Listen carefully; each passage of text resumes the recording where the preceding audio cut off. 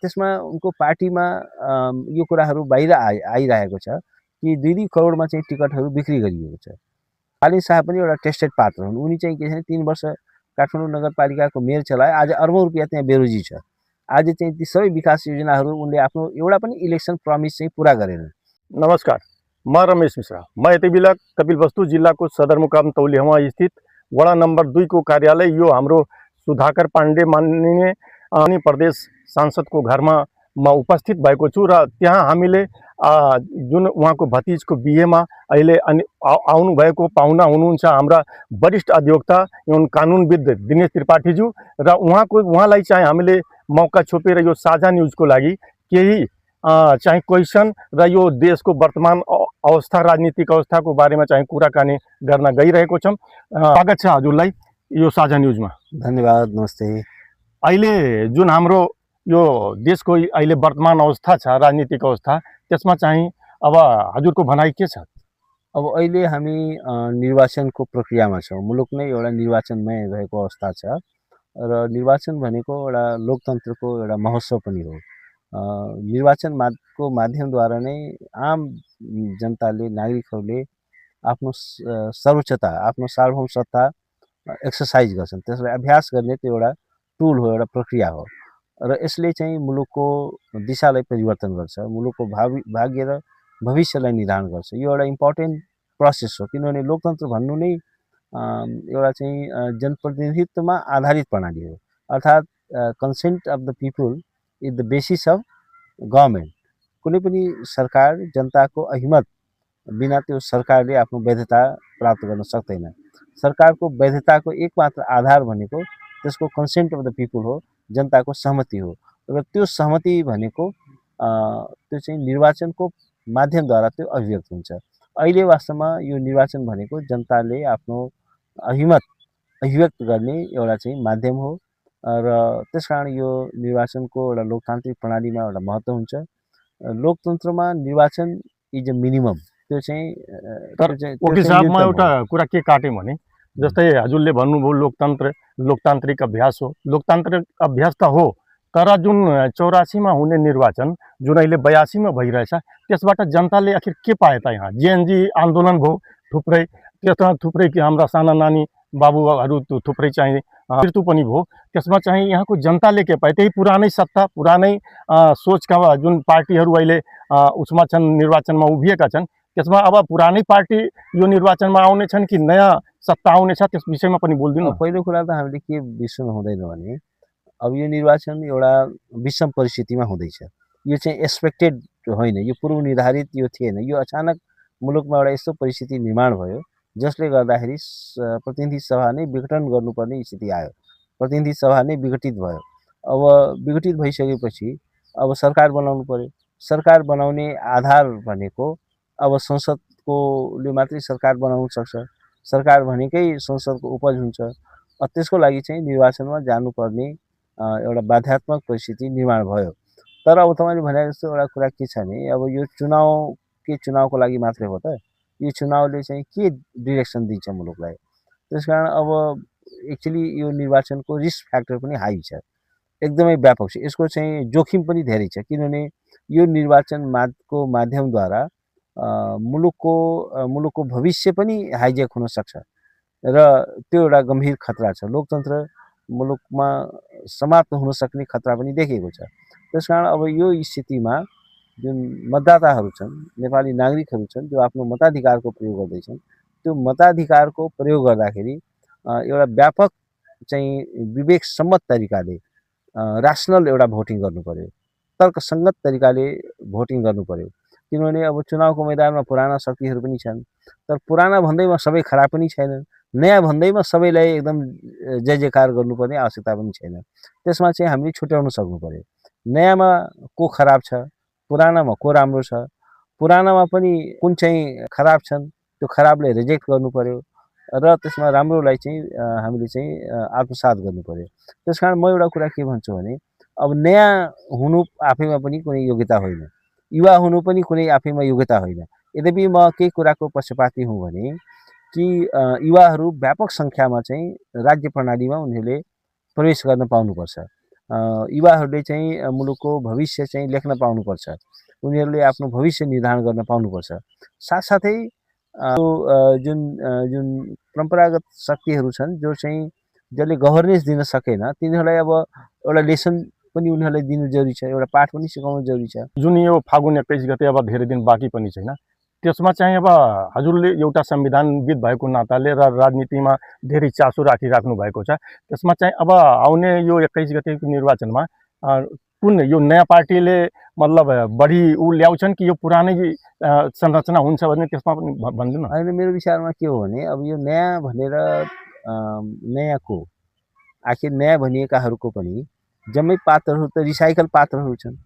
ती सबै पार्टीबाट धेरै जसो ठुलो सङ्ख्यामा, अत्यधिक सङ्ख्या त कस्तो छ भने ती टेस्टेड मान्छेहरू छन्, अरू पार्टीबाट रिजेक्टेड पात्रहरू छन् जो चाहिँ पटक पटक अरू पार्टीमा थिए, तिनै पार्टीले नयाँ भनेर फेरि सलाम गर्नुपर्नेमा कुनै पनि आवश्यकता देख्दिनँ।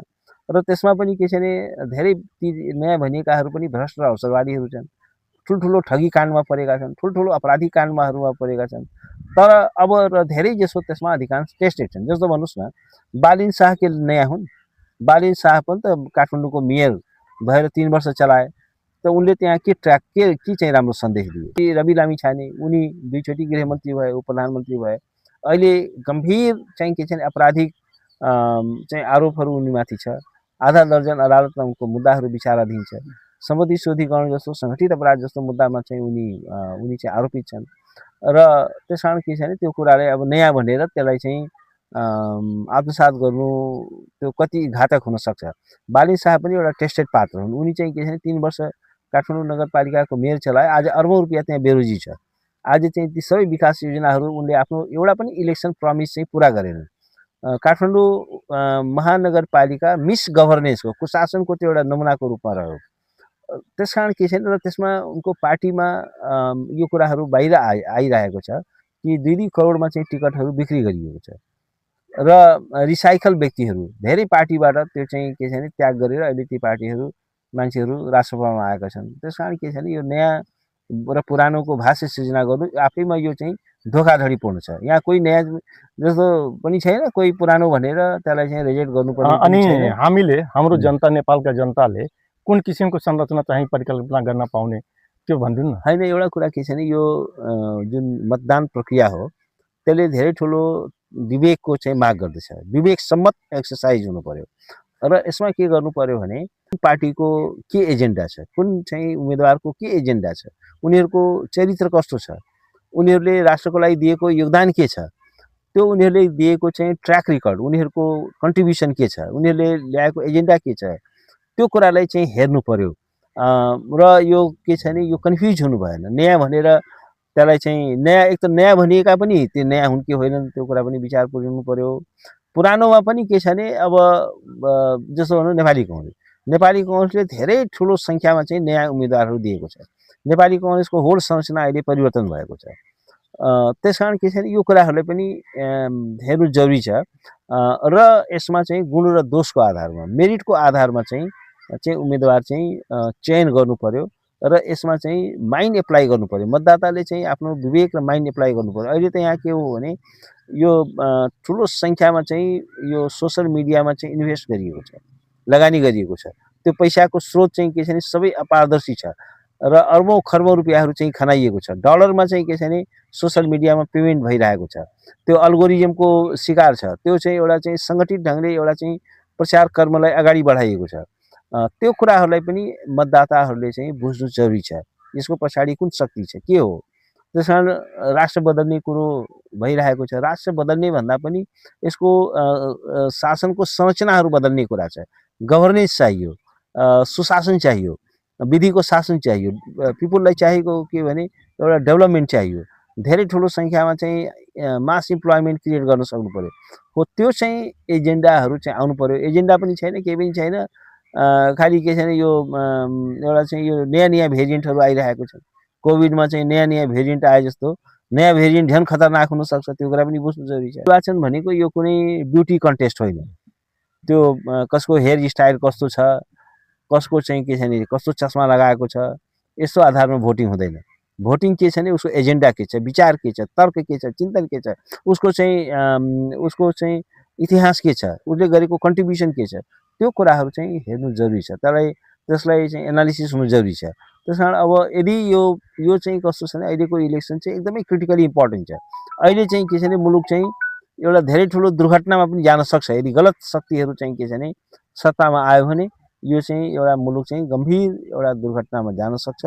र त्यो कुरामा चाहिँ मतदाताहरूले चाहिँ विवेक पुर्याउनु जरुरी छ। वकिल साहब, अन्तिममा यो साझा न्युज मार्फत आम जनमानसलाई केही सन्देश दिन चाहनुहुन्छ? अब म के भन्न चाहन्छु भने यो गभर्नेन्स प्रोसेसमा पिपुलको एउटा सहभागिताको एउटा सबैभन्दा ठुलो आधार भनेको निर्वाचनै हो। आवधिक निर्वाचन नै लोकतन्त्रको मुटु र आत्मा हो। तर निर्वाचनमा चाहिँ सबै कुरो होइन। निर्वाचनमा यदि ऱ्यासनल भोटिङ भएन भने, विवेकसम्मत तरिकाले चाहिँ मतदान भएन भने यसले दुर्घटना पनि ल्याउँछ। अहिले चाहिँ के छ भने पैसाको खेल भइरहेको छ, प्रचार संयन्त्र त्यो रूपमा चाहिँ प्रयोग गरिएको छ। त्यसकारण यस्तो स्थितिमा एउटा क्रिटिकल माइन्ड, एउटा चाहिँ एउटा आलोचनात्मक चेत चाहिँ मतदाताहरूमा चाहिन्छ, एनालिसिस चाहिन्छ। यो चाहिँ मतदान भनेको चाहिँ के छ भने यो मजाक होइन। अहिलेको यो निर्वाचनलाई मजाक बनाइएको छ। यो चाहिँ धेरै ठुलो जनतामाथि धोखाधडी हुँदैछ। जेनजी मुभमेन्टको जुन भावना हो त्यसलाई हाइजेक गर्ने कोसिस भएको छ र जेनजी मुभमेन्टलाई भजाएर यस्तो कुतत्वहरू चाहिँ सत्तामा आएका छन्। जस्तो भनौँ न, यो सरकारै नि आखिर एउटा चाहिँ यो त भन्ने बेलामा चाहिँ नागरिक सरकार भनियो, भन्ने बेलामा चाहिँ यो गैर दलीय सरकार भनियो। तर यो सरकार त आखिर एउटा खास पार्टीको रहेछ, खास पार्टीले हाइजेक गरेको रहेछ। एउटा व्यक्ति जुन पार्टीको सभापति छ, आज एउटा कुरा हामीले के बिर्सनु हुँदैन, उसको दुईटा नायिकता छ। त्यो नायिकतामाथि चाहिँ के छ भने छानबिन हुनुपर्ने हो कि होइन। अरू कुनै पनि व्यक्तिले यहाँ त यो तराईमा हामीले के देख्छौँ भने सामान्य एउटा चाहिँ के छ भने एउटा कुनै व्यक्तिले नागरिकतामा सानो त्रुटि भेट्यो भने उसलाई समातेर 5 वर्ष जेलमा थुन्छ। उनको चाहिँ मुद्दा नचलाउने निर्णय गर्यो। र त्यस्तो व्यक्ति जो एकसाथ दुईटा पासपोर्ट, दुईटा नागरिकता चाहिँ प्रयोग गर्यो र जेल ब्रेक भयो, मास स्केलमा चाहिँ कारागारहरू चाहिँ भत्काइएर हजारौँ हार्डकोर क्रिमिनलहरूलाई जेलबाट बाहिर निकालियो। सम्पत्ति शुद्धिकरणको अपराध छ, सङ्गठित ढङ्गले त्यो गरिएको छ। गरिब निमुखाको पैसा चाहिँ के छ भने अवचलन गएको छ। अनि त्यस्तो व्यक्तिलाई चाहिँ हामीले सुशासनको नाममा मतदान गर्न मिल्छ?